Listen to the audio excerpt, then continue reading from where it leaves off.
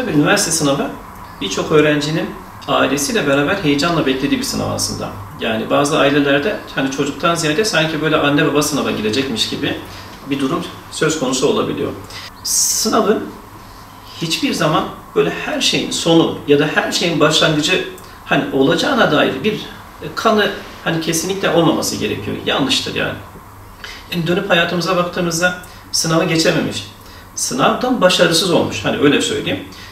Birçok genç ileriki hayatında başarılı olabiliyor. Ya da tam tersi, sınavı geçmiş, işte toplum nezdinde başarılı olmuş ya da aile nezdinde başarılı olmuş gençlere bakıyoruz. Sınavı geçmesine rağmen ileriki hayatında başarısız olabiliyor. Yani sınavın kendisi bir kıstas değil. Yani bunu her zaman için bilmeleri gerekiyor. Yani sınavdan iyi almak ya da kötü almak sizin geleceğinizin hani garanti altına alınacağı anlamına gelmiyor. O açıdan ailelerin bu bilinçli olması, sınavı böyle hayat meyat meselesi halinde görmemeleri, daha böyle önümüzdeki hani yıllarda gireceğimiz çok fazla sınav var. Ailenin bu bilinçle hani çocuğa yaklaşması gerekiyor. Çünkü o girmiş olduğu sınavda çocuğu yıpratacak hal ve hareketler sergilerlerse bu çocuğun daha sonraki yıllarda gireceği başka sınavlarda da enerjisini biraz düşürmüş olacakları için, modunu düşürmüş olacakları için diğer sınavlara çok daha böyle kötü bir şekilde girme ihtimali var. Yani yıpranmış bir vücutla, yıpranmış bir ruh haliyle başkaca sınavlarda da maalesef başarısız olma ihtimali çok da yüksektir. O açıdan hayatında gireceği tek sınav o değil, imtihan olacağı tek sınav o değil. Bunu bilincinde olmaları, gözlerini çok fazla devleştirmemeleri, felaketleştirmemeleri gerekiyor sonucunu. Sonuç açıklanana kadar herhangi bir şekilde çocuğa baskı yapmadan, çocukla daha çok böyle hani kaliteli vakit hani geçirme yollarını, yöntemlerini araştırmaları gerekiyor. Ailecek birlikte vakit geçirmeleri, yoğunlaşmaları gerekiyor. Çünkü sınavın kendisi ailenin çocukla irtibatını kesen bir hani süreçtir. Yani çocuk daha çok odasında ders çalışarak ailesinden kopuk bir şekilde yaşantısını sürdürdüğü için sınavdan sonra aile birazcık daha böyle bunun telafisini yapacak hal ve hareketler, piknik ya da ne bileyim aktiviteler düzenlemeliler. Şimdi her insanın bir becerisi vardır, bir yeteneği vardır. Yani bu illahi böyle hani sınavla varılabilecek hani bir yer olarak görülmemeli. Sınavla varılacak yerler vardır, varılamayacak yerler vardır. Yani dönüp baktığımızda sınavı geçememiş, sınavdan iyi puanlar alamamış, bazı insanların sınavı geçmiş insanları yanında çalıştırdıklarına dair şahitlik edebiliyoruz. Yani şimdi bu insanlar hani başarısız insanlar mıdır? Hayır. O açıdan yani böyle sınavla ilgili olumsuz yorumlarda bulunmamak, sınavın sonucuyla ilgili olumsuz yorumlarda bulunmamak, yine aynı şekilde çocuğun başkasıyla kıyaslanmaması, başka insanlarla böyle hani karşı karşıya getirilmemesi, daha çok böyle hani bunun bir süreç olduğunu, yani sonuçtan ziyade sürecin tadını hani çıkarmış bir deneyimden hani böyle daha çok böyle bahsetmeleri önemli. Diyelim ki istedikleri sonucu alamadılar. Yani işte bazen böyle şey derler, hani hemencecik istediğimiz yere yerleşelim. Şuna dikkat etsinler. Yani bir ömür boyu yapacakları meslektir. Yani bir yıl ya da 2 yılları hani zayi olsun. Ama 25 yılları, 30 yılları zayi olmamalı. O açıdan doğru tercih yapmaları gerekiyor. Yani sırf böyle üniversite okumak için okuyan kişiler var maalesef. Ya da diğer taraftan çevresel baskılardan bıkmış, artık bir an önce kendimi üniversiteye atayım da etraftaki insanların hani artık yani susmalarını sağlayayım şeklinde yaklaşımlar, o insanların daha sonraki aşamada pişmanlık yaşamalarına, sevmedikleri bölümlerde okumadan yol açacaktır.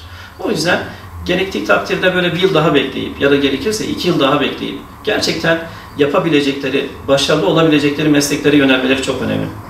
Bu noktada da gerekli böyle hani mercilere başvurmaları, psikolojik danışmanlara ya da ne bileyim hani bu konuda rehberlik yapabilecek insanlara başvurmaları, onlarla istişare etmeleri çok önemli. Diğer taraftan ailesinin beklentisi olabiliyor. Bazen anne babalar kendi yapamadıklarını, edemediklerini, kendi başaramadıklarını evlatları üzerinden hani başartmaya çalışıyorlar. Yani ya da bir anlamda gerçekleştirmeye çalışıyorlar. Burada anne babanın yeteneği farklıdır, evladın yeteneği farklıdır. Anne baba da bu bilinçte olmalı. Yani benim fıtratımla benim yapabileceğim meslekle evladımın yapabileceği meslek aynı meslek değildir. Bir ayrışma gerçekleşmesi gerekiyor. O açıdan kendi hayallerini evlatları üzerinden gerçekleştirmekten ziyade kendi evlatlarının yetenekleri hangi bölümdeyse, hangi bölüme yatkınlarsa, hangi mesleğe yatkınlarsa o bölümü yönlendirilmeleri için ellerinden geleni yapmalılar.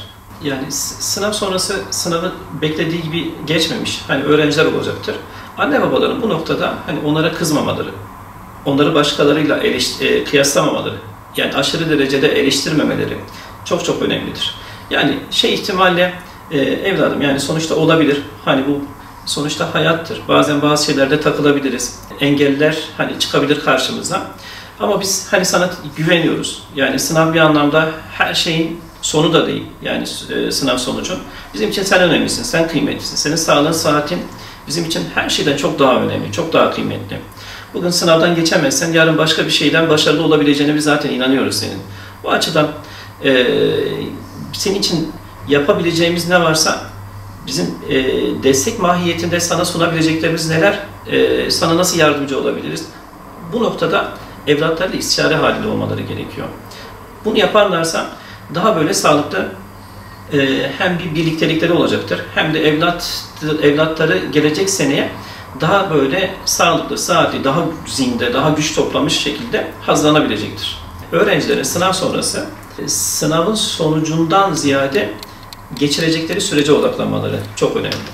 Yani geçirecekleri zamanın kaliteli olmalarına dikkat etmeleri gerekiyor. Yani gezsinler, eğlensinler. Tabii bunu kendilerine zarar verdirtmeyecek hani bir şekilde yapmaları çok önemli. Çünkü bunu gerçekleştirdiklerinde biraz böyle güç depolamış olacaklardır. O güçle üniversitede başlasalar en azından üniversite kendilerine hani verebilecekler ya da hani olmadı, sınavı geçemediler diyelim. O güç, almış oldukları güçle kendilerini şarj etmişlik halleriyle bu sefer de sınava çok daha iyi konsantre olup çok daha iyi sonuçlar alabileceklerdir. Yani kısacası şu, çok fazla böyle hani sınavın sonucuyla ilgili endişelere ya da evhamlara kapılmaktan ziyade var olan süreyi nasıl iyi geçirebilirim, nasıl kaliteli hale getirebilirim yaşamımı, buna hani bir anlamda yoğunlaşmaları gerekiyor. Çünkü her iki türlü de kendini bekleyecek bir süreç var, yoğun bir süreç var. Bu sürecin sağlıklı, saatli geçmesi için kafa bir şekilde dinlemeleri gerekiyor.